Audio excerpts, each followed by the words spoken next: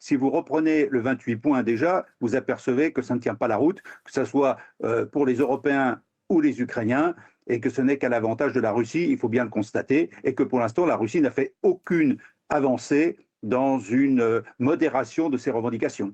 Et la Russie qui participait à ces discussions, mais à part, hein, elles étaient en Floride. D'ailleurs, le chef de la délégation russe est en route pour Moscou. Il n'a fait aucun commentaire. Il réserve ses commentaires à Vladimir Poutine. Qu'est-ce qu'il y a de nouveau sur la table, à part cette petite phrase du chef du Kremlin qui aujourd'hui dit vouloir accepter de parler avec Emmanuel Macron? Comment est-ce qu'il faut l'interpréter, ça?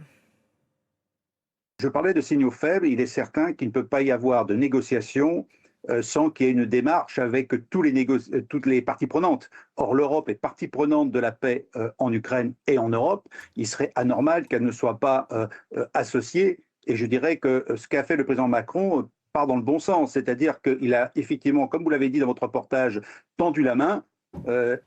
Poutine l'a saisi, puisqu'il avait une grande conférence de presse justement le 19 décembre dernier, pendant 5 heures, où il a donné un certain nombre de pistes. Et même d'ailleurs, dans son discours, on sentait qu'il y avait une certaine, je dirais, ouverture. Je relativiserai, hein. Ce n'est pas parce que ça a été dit vaguement dans un discours que ça va être la réalité. Aujourd'hui,